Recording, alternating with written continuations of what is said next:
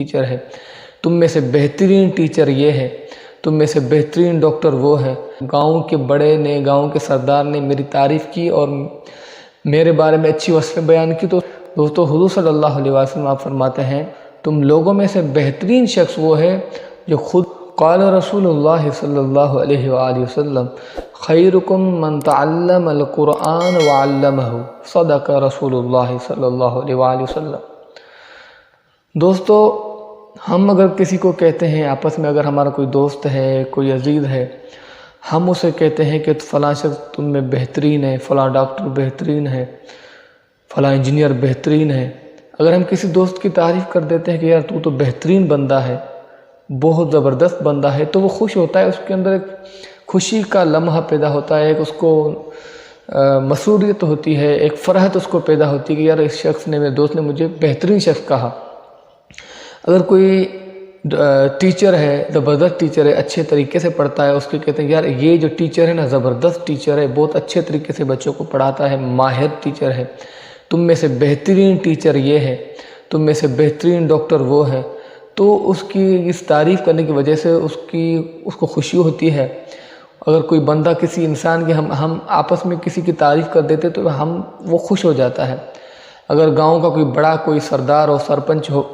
وہ بیٹھ کے کہ یار یہ گاؤں کا جو یہ بندہ ہے، ہمارے گاؤں میں جو یہ بیٹھا ہے، یہ جو شخص ہے تمام بندوں میں سے بہترین انسان ہے، اچھی طبیعت کا ہے، سچا ہے، یہ صادق ہے، امین ہے، تو اس کو ایک خوشی ہوتی ہے، علاقے میں اس کی عزت بڑھ جاتی ہے، وہ تمام لوگوں میں معزز بن جاتا ہے کہ یار گاؤں کے بڑے نے، گاؤں کے سردار نے میری تعریف کی اور میرے بارے میں اچھی وصفیں بیان کی، تو اس کو ایک خوشی ہوتی ہے۔ اگر یہ عام انسان ہے، اگر حضور صلی اللہ علیہ وآلہ وسلم امام الانبیاء، جن کے قلب اطہر پر اللہ تبارک و تعالیٰ نے اپنا پاک کلام پاک کا نزول فرمایا، اگر حضور صلی اللہ علیہ وسلم جو کائنات کے، دنیا کے پیدا ہونے کے سبب ہیں، جن کے وجہ سے اللہ تبارک و تعالیٰ نے دنیا کو پیدا کیا، اللہ تبارک و تعالیٰ فرماتے لولاک لما خلقت الافلاک، اے محبوب اگر آپ نہ ہوتے تو میں افلاک، آسمان زمینوں کو نہ پیدا فرماتا۔ جس شخص کو حضور صلی اللہ علیہ وسلم آپ فرما دیں کہ یہ شخص جس میں یہ صفت پائی جاتی ہے تمام انسانوں میں بہترین انسان ہے، تو اس سے اور بہتر کون ہو سکتا ہے؟ دوستو حضور صلی اللہ علیہ وسلم آپ فرماتے ہیں خیرکم من تعلم القرآن وعلمہ، تم لوگوں میں سے بہترین شخص وہ ہے جو خود تعلیم قرآن حاصل کرے، خود حاصل کرنے کے بعد پھر دوسروں کو سکھائے۔ اب تعلیم قرآن کیا ہے؟ یہاں لفظ خیرکم من تعلم ہے، تعلم کی جگہ حفظ آ جاتا، یحفظ آ جاتا، تو وہ لفظ نہیں ہے، یہاں سیکھنا ہے۔ تو اس کی حدیث کی مفہوم میں، تشریح میں، وضاحت میں آتا ہے کہ جیسے ہم جب بچوں کو قرآن پاک پڑھاتے ہیں تو پہلے قاعدہ پڑھاتے ہیں، اس کو ہجے پڑھاتے ہیں، یہ ایک الگ شعبہ ہے، قاعدہ پڑھانا ایک الگ شعبہ ہے۔ پھر آگے چلے اس کو ناظرہ پڑھاتے ہیں، ناظرہ پڑھنے کے ساتھ ساتھ اس کو تجوید کاری، جو تجوید کا کورس کرواتے ہیں،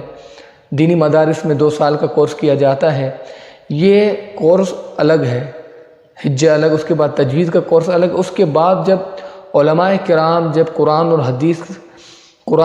فقہ کو اور حدیث کی روشنی سے قرآن پاک کے رموز سکھاتے ہیں وہ اپنے طالب علموں کو، تو یہ ایک الگ فن ہے۔ اور صوفیاء کرام جب قرآن پاک کے اسرار اور رموز اپنے طریقت میں استعمال کرتے ہیں، مریدین کو بتاتے ہیں، یہ ایک الگ شعبہ ہے۔ یعنی جو ان چاروں چیزوں کو حجہ پڑھے، پھر اس کے بعد ناظرہ، تجوید اور فقہ، قرآن کی روح سے تفسیر قرآن پڑھے، قرآن پاک کا ترجمہ پڑھے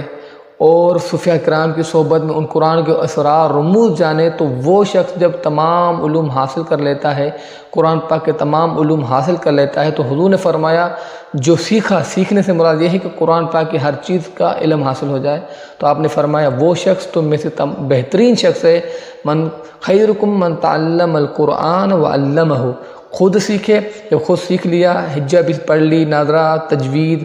تفسیر، علماء کے ساتھ صوفیاء کرام کے پاس بیٹھ کر اس کے رموز جب تمام علوم قرآن حاصل کر لیا، وعلمہ، پھر دوسروں کو سکھائے، یعنی خود اپنے پاس رکھے۔ اس حدیث سے یہ بھی ہمیں معلوم ہوتا ہے کہ آپ فرماتے ہیں جو علم خود سیکھو اور دوسروں تک پہنچاؤ۔ تو جو خود سیکھے اور دوسروں کو قرآن پاک سکھائے تو تمام حضور نے فرمایا تم میں سے جو مخاطبین تھے آپ نے فرمایا تم میں سے بہترین شخص وہ ہے جو خود قرآن سیکھے اور دوسروں کو سکھائے۔